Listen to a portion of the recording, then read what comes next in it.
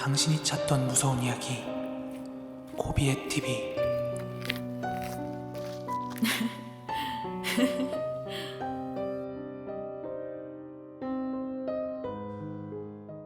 코린 여러분 안녕하세요. 코비의 TV입니다. 오늘 준비한 무서운 이야기는 코비의 TV 구독자 떡보님의 제보 사연입니다. 그럼 이야기 바로 시작하도록 하겠습니다.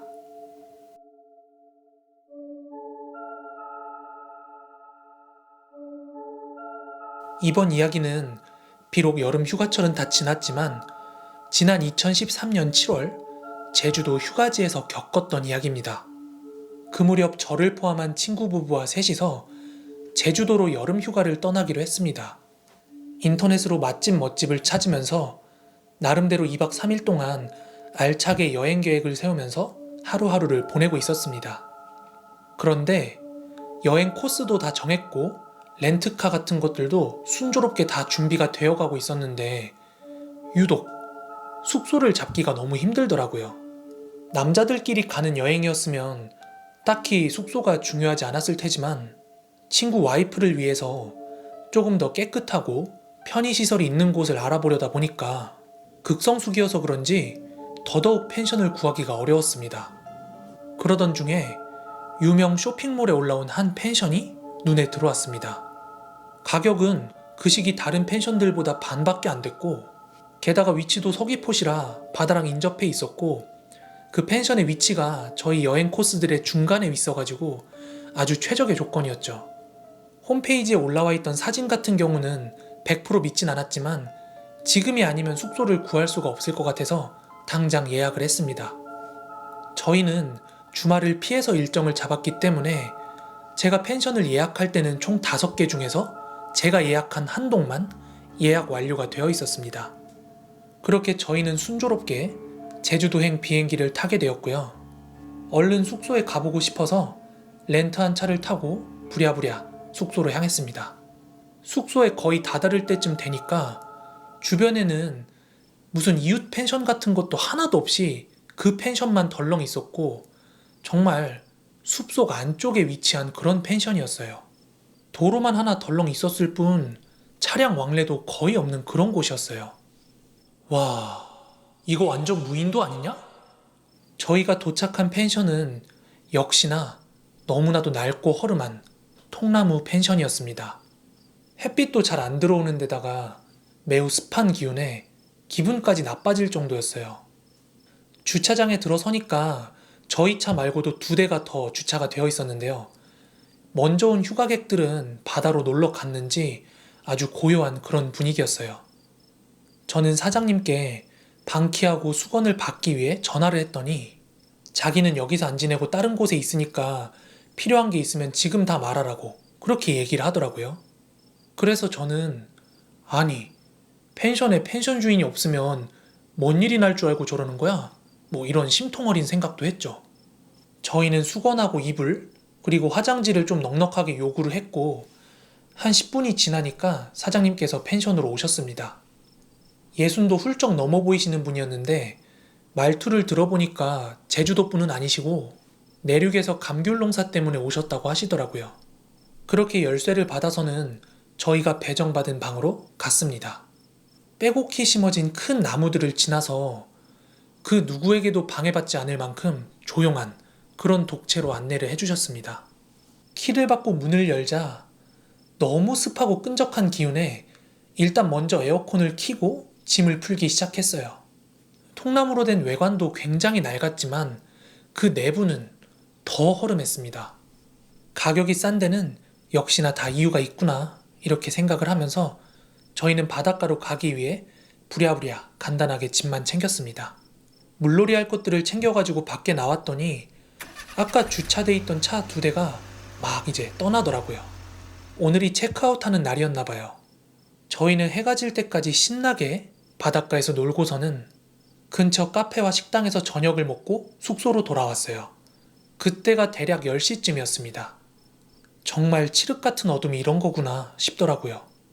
주변에 펜션이나 인가가 없으니까 불빛 새어나올 만한 곳이 하나도 없었고 가로등 역시 도로에 듬성듬성 있는 것 빼고는 펜션 주변은 그야말로 암흑천지였습니다. 그러다 보니까 작은 불빛에도 벌레들이 막 이렇게 모여들어가지고 서둘러서 방 안으로 들어갔고요. 다음날 일정으로 우도를 가기 위해서는 일찍 일어나야 했기 때문에 저희는 서둘러 잘 준비를 마쳤습니다. 눈을 감으니까 주변에 풀벌레 우는 소리 말고는 아무 소리도 들리지 않았어요. 하지만 친구 와이프가 겁이 많아서 텔레비전을 무음으로 틀어놓고 자면 안 되냐 이렇게 얘기를 해서 그러라고 하고 TV를 무음으로 틀어놓고 잠에 들었습니다. 솔직히 귀신보다 사람이 더 무서운지라 무슨 일이 벌어질지 모른다는 생각 때문이었는지 TV 화면에서 비치는 그 밝은 빛은 큰 위로가 되었습니다. 그렇게 잠에 들기 직전이었는데 뭔가 툭툭툭 하며 저희 펜션 문을 두드리는 거예요. 통나무로 지어진 집이라 소리가 굉장히 둔탁했는데 연이어서 툭툭툭 하는 소리가 계속 들려오는 거예요.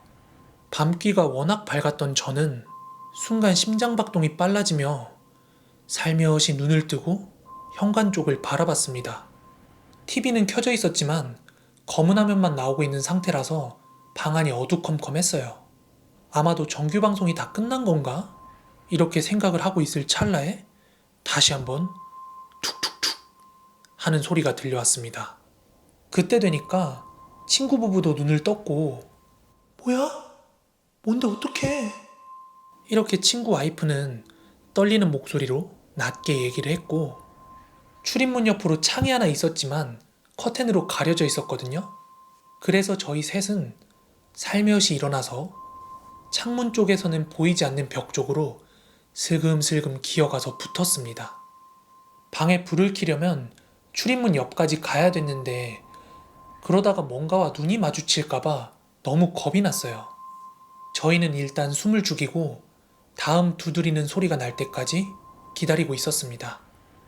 그랬더니 이윽고 툭툭툭 또다시 문을 두드리는 소리가 났고 다소 떨리는 목소리로 친구가 누구세요? 이렇게 물었지만 정적을 깬 방 안에는 그 어떤 소리도 들리지 않았습니다. 저는 계속 이래선 안 되겠다 싶어가지고 방 불을 켜려고 일어났는데 친구 와이프가 제 손을 잡고 끌더니 말리더라고요. 가지 말라고. 근데 계속 이러고 있을 수가 없어서 괜찮다고 얘기를 하고 스위치 쪽으로 걸어갔습니다. 방에서 출입문까지 얼마 되지도 않는 거리인데 발걸음이 굉장히 무겁더라고요. 저는 재빠르게 불을 켜고 문에서 떨어져가지고 문을 바라봤어요. 그렇게 한 2분 정도가 지났을까요? 갑자기 막 비바람이 몰아쳐가지고 창문이 덜컹덜컹덜컹 흔들리길래 저희는 그대로 막 혼비백산해가지고 소리를 지르면서 싱크대 쪽으로 가가지고 쭈그리고 앉아 있었어요.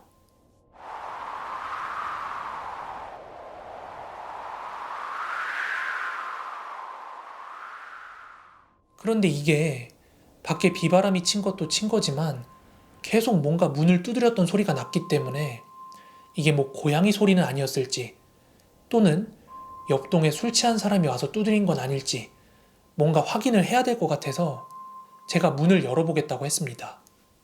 무슨 일이 일어날지 모르기 때문에 메고 온 가방을 앞으로 메고 문을 덜컥 열었습니다.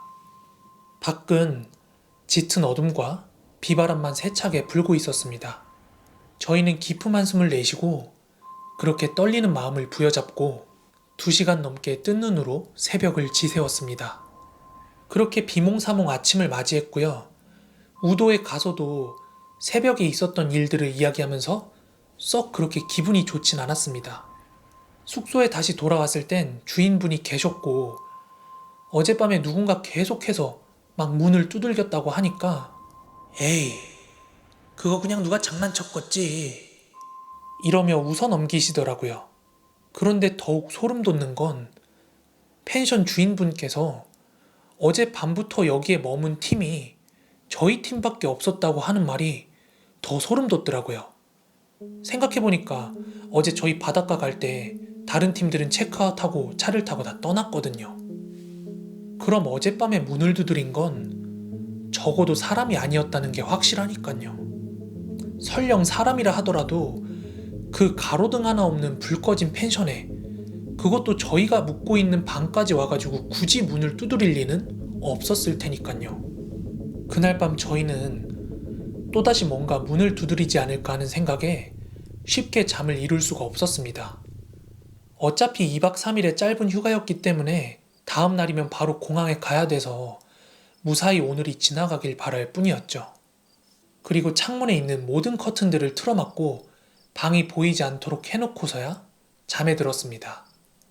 그리고 어김없이 다가온 새벽. 또다시 문을 두드리는 소리가 났습니다. 정말 기겁할 노릇이었어요.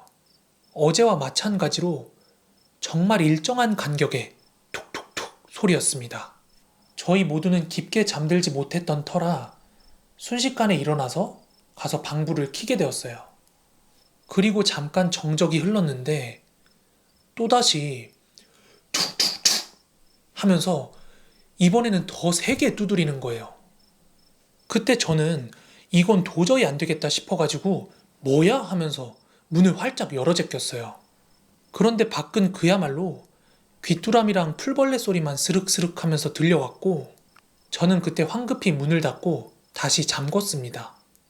그리고 아무 말도 못하고 문만 바라보다가 애써 아무것도 아닌 척 행동을 했죠. 그렇지만 전 분명히 봤습니다. 숙소 앞에 큰 나뭇가지 사이로 웅크리고 앉아있던 하얀 얼굴. 제가 본 형상은 눈과 입의 위치가 거꾸로 바뀌어 있었습니다. 바로 귀신이었던 거죠. 지금 말하면서도 막 입이 바짝바짝 마르는데 대대로 무속신앙과 가까이 지내던 저희 집안에서는 만약 귀신을 보거든 아는 척도 하지 말고 그 어떤 것도 보지 못한 것처럼 행동하라고 하셨고 이는 3일이 지날 때까지 입 밖에 꺼내지도 말라고 항상 어른들께서 당부하시던 것이었어요. 귀신을 보자마자 문을 닫았던 건 제가 놀라는 모습이나 소리를 귀신이 듣지도 보지도 못하게 하려는 그런 생각이었어요. 제가 귀신을 느끼면 귀신도 저를 느끼게 되고 그럼 같이 있는 사람들한테도 해코지를 할 수 있으니까 말이죠. 그 당시 친구 와이프가 임신 초기여서 출산 전에 비행기를 타고 제주도를 가보고 싶다고 얘기를 해서 그렇게 가게 된 여행이었기 때문에 이 여행을 망치고 싶지도 않았고요. 또 태아한테도 영향이 갈 것 같아서 그날 이후 7년이 지난 지금까지도 아무 말도 안 하고 있습니다. 친구 부부한테는 바람 때문에 그런 것 같다고 신경 쓰지 말라고 그렇게 안심을 시키고 재웠고요. 저는 뜬 눈으로 밤을 지새울 수밖에 없었습니다. 지금 그 펜션을 다시 찾아보니까 홈페이지도 없고 지도에도 안 나오네요. 아마도 너무 낡아서 폐업을 했겠지 라는 생각 한편에는 어쩌면 귀신 때문에 사람들이 잘 오지 않았고 또 어쩌면 주인 아저씨는 이미 이 사실을 알고 있지 않았을까 하는 생각도 듭니다. 아씨 뭐야, 뭐 아무것도 없네. 이것들 봐. 제법인데?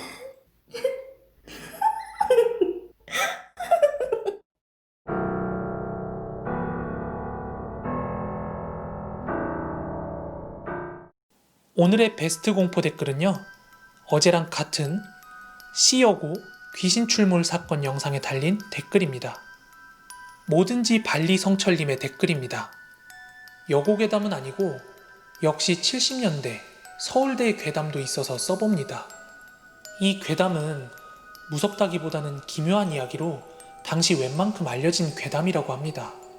1970년대 초, 그러니까 1970년에서 71년쯤일 텐데 당시 서울대가 지금의 서울 신림동으로 이주하기 전 아마도 해화동에 있을 때였을 텐데 어느 날 밤 학교 경비 아저씨가 교내를 순찰하고 있었답니다. 당시는 밤 12시 통행금지가 있었는데 그날도 밤 12시 넘어 경비 아저씨가 학교 캠퍼스를 순찰을 도는 중에 웬 남학생이 캠퍼스 잔디 위에 혼자 앉아있더랍니다. 그래서 경비 아저씨가 그 학생에게 통금시간이 지났으니 학교 안에 학생이 남아있으면 안 되는데 왜 이 늦은 시간에 학교에 남아있느냐 그렇게 묻자 그 학생은 그럴 사정이 있다면서 자기와 이야기를 나누자고 하더랍니다. 경비 아저씨가 무슨 이야기냐고 물으니까 학생은 자신의 어려운 가정사를 이야기하더랍니다. 그리고 그 학생이 자신의 학과, 학년, 이름 등을 말해주었고 아저씨는 그 사항들을 기억해 두었답니다. 그리고 이야기가 끝나자 학생은 아저씨와 헤어져 학교 밖을 향해 걸어갔다고 합니다. 다음 날 아저씨가 뭔가 이상하다고 여겨 학적과에 가서 이러이러한 학생이 현재 재학 중에 있느냐 그렇게 물었더니 학적과 교직원이 그 학생은 얼마 전에 죽은 학생이라고 그렇게 말했다고 합니다. 놀란 아저씨가 그 학생의 사진을 보고 정말 이 학생이 어젯밤에 내가 만난 그 학생이었다고 말하자 그 자리에 있던 모든 사람들이 놀랐다는 그런 이야기입니다. 오늘 이야기 어떻게 좀 재밌으셨나요? 내일도 재밌고 무서운 사연 기다리고 있으니까요. 좋아요, 구독하기, 알람 설정 한 번씩만 부탁드리겠습니다. 그럼 저는 내일 또 인사드리도록 하겠습니다. 모두 좋은 밤, 좋은 아침 되세요. 감사합니다.